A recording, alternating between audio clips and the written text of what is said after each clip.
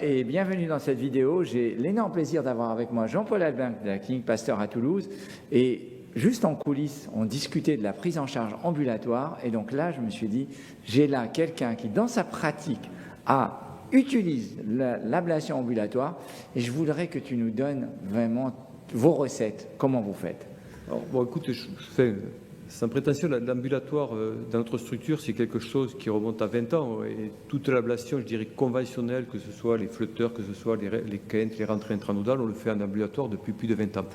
L'étape suivante, ça a été de se dire, est-ce qu'on ne peut pas faire l'ablation de la fibrillation auriculaire en ambulatoire, ce qui est un challenge qui peut paraître, je dirais, quelque chose d'un peu fou, tant on a pensé que l'ablation de la FA nécessitait des hospitalisations de plusieurs jours, et tel que c'est pas mal de fois présenté sur les vidéos qu'on peut voir sur des sites où les patients ou les praticiens expliquent l'hospitalisation va durer 4 ou 5 jours. Bon. Alors, on est passé à l'ambulatoire pour plusieurs raisons. Les mêmes contraintes que ce soit une structure privée ou une structure hospitalière, des contraintes de personnel, des contraintes de lit d'hospitalisation et aussi, je dirais, des contraintes un peu administratives, puisque les pouvoirs publics nous encouragent de plus en plus à faire des interventions en ambulatoire. On a débuté l'ambulatoire sur l'AFA il y a maintenant plus de 2 ans, avec des patients pratiquement 95% quand même qui ont une forme de fibrillation oculaire paroxystique, où on ne va pas être trop agressif sur l'oreillette. Ces interventions sont faites systématiquement sous anesthésie générale le matin.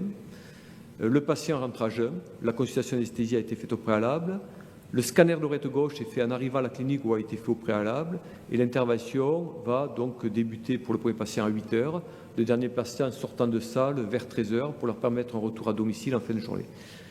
On a utilisé essentiellement la radiofréquence. La radiofréquence, pourquoi? Parce que c'est quelque chose qu'on maîtrise bien, et on sait la voie d'abord de la radiofréquence se fait avec des cathéters qui sont moins en French importants que la cryoablation ou pourquoi pas maintenant l'électroporation. Quoi qu'il en soit, mes collègues ont commencé aussi à faire des cas d'ablation en cryoablation ou en électroporation en ambulatoire. On fait des procédures maintenant qui sont simplifiées pour certains patients, où on va faire dans certains cas même avec le cathéter d'ablation, ce qu'on a publié il y a quelques années. Autant dire que c'est quelque chose qui est plus maîtrisé aussi.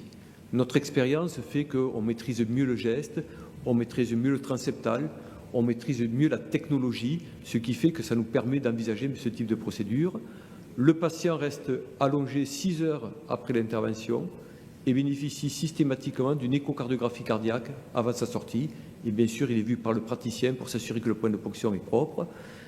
Il repart en ambulance, en position assise, jambes allongées, avec reprise du traitement anticoagulant qui n'a pas été interrompu dès le soir à son domicile.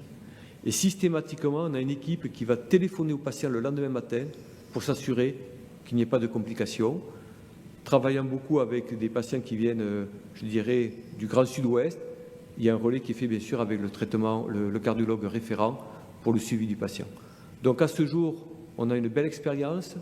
S'il y avait du bois, je toucherais du bois, on n'a pas eu de catastrophe, peut-être un hématome de point de ponction ou quelquefois des précordialgies qui correspondent à une réaction inflammatoire du péricarde. Mais à ce jour, globalement, ça s'est très très bien passé, ce qui fait qu'on a tendance de plus en plus à, je dirais, étendre l'indication de l'ablation de l'AFA en ambulatoire. Ce que j'ai aimé beaucoup dans la discussion qu'on a même eue avant et qui, des fois, ne paraît pas dans ces débats, c'est le parcours du patient au sein de la clinique, à l'accueil du patient, et tu m'as expliqué l'équipe dédiée, la prise en charge au bloc, la salle de surveillance post-inventaire interventionnelle. Et ce que j'ai aimé aussi, c'est la salle où il va après. C'est tout un élément inspirant. Il y a quelque chose, c'est que si on va sur ce thème-là, on aime bien voir tous nos patients en préopératoire en consultation. Ils arrivent, donc ils ont la consultation, on leur explique le ratio risque-bénéfice. Ils partent avec la consultation anesthésique. Consultation anesthésique, on fait de plus en plus par télécardiologie. Donc le patient n'a pas à revenir faire sa consultation d'anesthésie. Dès qu'il a fait sa consultation, il fait son admission à la clinique, qu'il peut faire soit en direct, soit par le site internet. Le matin, il arrive donc à jeun. Il est pris en charge par des hôtesses qui vont l'amener à l'UPA, c'est-à-dire l'endroit où on prépare les patients ambulatoires. Ça ne sert qu'à ça. Il est transféré au bloc. Après, il va à la salle de réveil. Il va après dans un service d'ambulatoire où il va être suivi toute la journée. Et c'est à cet endroit, bien sûr, qu'on vient faire l'échographie, qu'on le revoit le patient à sa sortie. Donc c'est vraiment bien, si tu veux, organisé. Merci beaucoup Jean-Paul. Merci à tous de nous avoir suivis. Merci. À très bientôt.